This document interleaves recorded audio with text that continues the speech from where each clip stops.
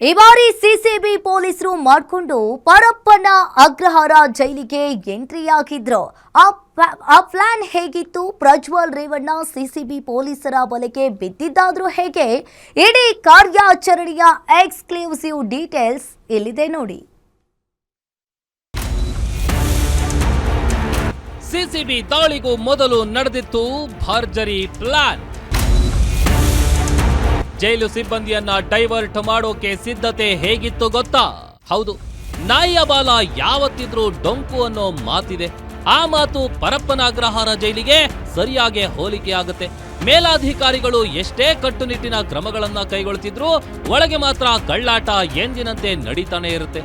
ಜೈಲಿನ ಮೇಲೆ ಕಳೆದ 6ನೇ ತಾರೀಖಿನಂದು ದಾಳಿ ನಡೆಸಿದ್ದ ಅಧಿಕಾರಿಗಳು ಬರೀ ಕೈಯಲ್ಲೇ ವಾಪಸ್ಸಾಗಿದ್ರು.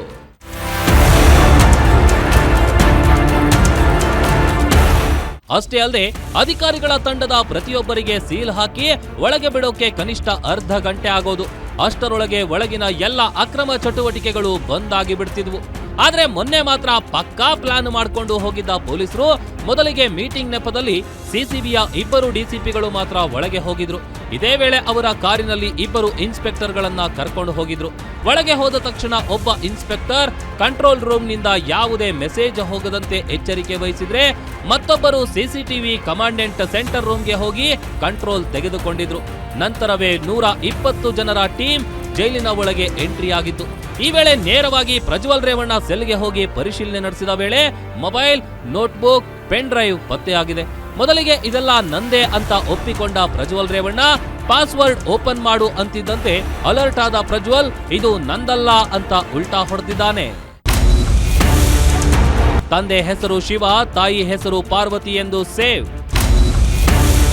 ಪ್ರಜ್ವಲ್ ನೋಟ್ಬುಕ್ನಲ್ಲಿ 40 ಫೋನ್ ನಂಬರ್ಗಳು ಪತ್ತೆ. ಪೊಲೀಸರು ದಾಳಿ ನಡೆಸಿ ವಶಪಡಿಸಿಕೊಂಡ ಪ್ರಜ್ವಲ್ ನೋಟ್ಬುಕ್ನಲ್ಲಿ ಬರೋಬ್ಬರಿ 40 ಫೋನ್ ನಂಬರ್ಗಳು ಪತ್ತೆಯಾಗಿವೆ.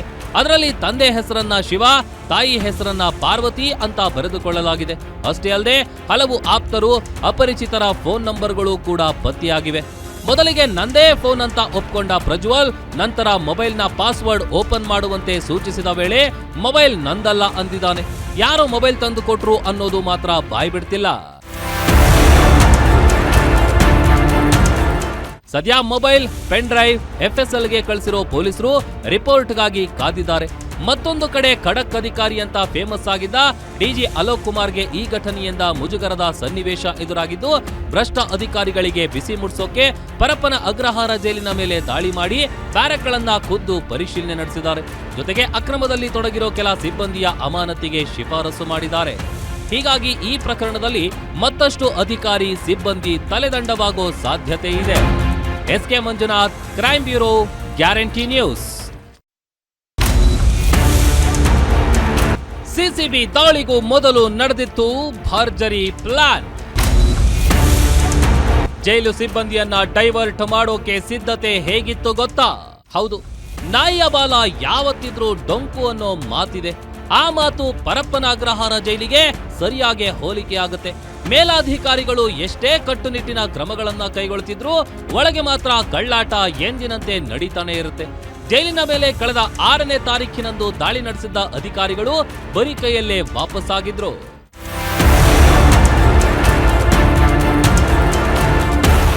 ಅಷ್ಟೇ ಅಲ್ಲದೆ ಅಧಿಕಾರಿಗಳ ತಂಡದ ಪ್ರತಿಯೊಬ್ಬರಿಗೆ ಸೀಲ್ ಹಾಕಿ ಒಳಗೆ ಬಿಡೋಕೆ ಕನಿಷ್ಠ ಅರ್ಧ ಗಂಟೆ ಆಗೋದು. ಅಷ್ಟರೊಳಗೆ ಒಳಗಿನ ಎಲ್ಲ ಅಕ್ರಮ ಚಟುವಟಿಕೆಗಳು ಬಂದಾಗಿ ಬಿಡ್ತಿದ್ವು. ಆದ್ರೆ ಮೊನ್ನೆ ಮಾತ್ರ ಪಕ್ಕಾ ಪ್ಲಾನ್ ಮಾಡಿಕೊಂಡು ಹೋಗಿದ್ದ ಪೊಲೀಸರು ಮೊದಲಿಗೆ ಮೀಟಿಂಗ್ ನೆಪದಲ್ಲಿ ಸಿಸಿಬಿಯ 2 ಡಿಸಿಪಿಗಳು ಮಾತ್ರ ಒಳಗೆ ಹೋಗಿದ್ರು. ಇದೇ ವೇಳೆ ಅವರ ಕಾರಿನಲ್ಲಿ 2 ಇನ್ಸ್ಪೆಕ್ಟರ್ಗಳನ್ನ ಕರ್ಕೊಂಡು ಹೋಗಿದ್ರು. ಒಳಗೆ ಹೋದ ತಕ್ಷಣ ಒಬ್ಬ ಇನ್ಸ್ಪೆಕ್ಟರ್ ಕಂಟ್ರೋಲ್ ರೂಮ್ನಿಂದ ಯಾವುದೇ ಮೆಸೇಜ್ ಹೋಗದಂತೆ ಎಚ್ಚರಿಕೆ ವಹಿಸಿದ್ರೆ, ಮತ್ತೊಬ್ಬರು ಸಿಸಿಟಿವಿ ಕಮಾಂಡೆಂಟ್ ಸೆಂಟರ್ ರೂಮ್ಗೆ ಹೋಗಿ ಕಂಟ್ರೋಲ್ ತೆಗೆದುಕೊಂಡಿದ್ರು. ನಂತರವೇ 120 ಜನರ ಟೀಮ್ ಜೈಲಿನ ಒಳಗೆ ಎಂಟ್ರಿ ಆಗಿತ್ತು. ಈ ವೇಳೆ ನೇರವಾಗಿ ಪ್ರಜ್ವಲ್ ರೇವಣ್ಣ ಸೆಲ್ಗೆ ಹೋಗಿ ಪರಿಶೀಲನೆ ನಡೆಸಿದ ವೇಳೆ ಮೊಬೈಲ್, ನೋಟ್ಬುಕ್, ಪೆನ್ ಡ್ರೈವ್ ಪತ್ತೆಯಾಗಿದೆ. ಮೊದಲಿಗೆ ಇದೆಲ್ಲ ನಂದೇ ಅಂತ ಒಪ್ಪಿಕೊಂಡ ಪ್ರಜ್ವಲ್ ರೇವಣ್ಣ ಪಾಸ್ವರ್ಡ್ ಓಪನ್ ಮಾಡು ಅಂತಿದ್ದಂತೆ ಅಲರ್ಟ್ ಆದ ಪ್ರಜ್ವಲ್ ಇದು ನಂದಲ್ಲ ಅಂತ ಉಲ್ಟಾ ಹೊಡೆದಿದ್ದಾನೆ. ತಂದೆ ಹೆಸರು ಶಿವ, ತಾಯಿ ಹೆಸರು ಪಾರ್ವತಿ ಎಂದು ಸೇವ್. ಪ್ರಜ್ವಲ್ ನೋಟ್ಬುಕ್ನಲ್ಲಿ 40 ಫೋನ್ ನಂಬರ್ಗಳು ಪತ್ತೆ. ಪೊಲೀಸರು ದಾಳಿ ನಡೆಸಿ ವಶಪಡಿಸಿಕೊಂಡ ಪ್ರಜ್ವಲ್ ನೋಟ್ಬುಕ್ನಲ್ಲಿ ಬರೋಬ್ಬರಿ 40 ಫೋನ್ ನಂಬರ್ಗಳು ಪತ್ತೆಯಾಗಿವೆ. ಅದರಲ್ಲಿ ತಂದೆ ಹೆಸರನ್ನ ಶಿವ, ತಾಯಿ ಹೆಸರನ್ನ ಪಾರ್ವತಿ ಅಂತ ಬರೆದುಕೊಳ್ಳಲಾಗಿದೆ. ಅಷ್ಟೇ ಅಲ್ಲದೆ ಹಲವು ಆಪ್ತರು, ಅಪರಿಚಿತರ ಫೋನ್ ನಂಬರ್ಗಳು ಕೂಡ ಪತ್ತೆಯಾಗಿವೆ. ಮೊದಲಿಗೆ ನಂದೇ ಫೋನ್ ಅಂತ ಒಪ್ಕೊಂಡ ಪ್ರಜ್ವಲ್ ನಂತರ ಮೊಬೈಲ್ನ ಪಾಸ್ವರ್ಡ್ ಓಪನ್ ಮಾಡುವಂತೆ ಸೂಚಿಸಿದ ವೇಳೆ ಮೊಬೈಲ್ ನಂದಲ್ಲ ಅಂದಿದ್ದಾನೆ. ಯಾರು ಮೊಬೈಲ್ ತಂದು ಕೊಟ್ರು ಅನ್ನೋದು ಮಾತ್ರ ಬಾಯ್ ಬಿಡ್ತಿಲ್ಲ.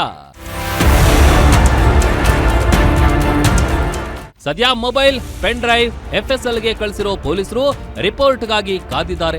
ಮತ್ತೊಂದು ಕಡೆ ಖಡಕ್ ಅಧಿಕಾರಿ ಅಂತ ಫೇಮಸ್ ಆಗಿದ್ದ DG ಅಲೋಕ್ ಕುಮಾರ್ಗೆ ಈ ಘಟನೆಯಿಂದ ಮುಜುಗರದ ಸನ್ನಿವೇಶ ಎದುರಾಗಿದ್ದು, ಭ್ರಷ್ಟ ಅಧಿಕಾರಿಗಳಿಗೆ ಬಿಸಿ ಮುಡ್ಸೋಕೆ ಪರಪ್ಪನ ಅಗ್ರಹಾರ ಜೈಲಿನ ಮೇಲೆ ದಾಳಿ ಮಾಡಿ ಬ್ಯಾರಕ್ಗಳನ್ನ ಖುದ್ದು ಪರಿಶೀಲನೆ ನಡೆಸಿದ್ದಾರೆ. ಜೊತೆಗೆ ಅಕ್ರಮದಲ್ಲಿ ತೊಡಗಿರೋ ಕೆಲ ಸಿಬ್ಬಂದಿಯ ಅಮಾನತಿಗೆ ಶಿಫಾರಸು ಮಾಡಿದ್ದಾರೆ.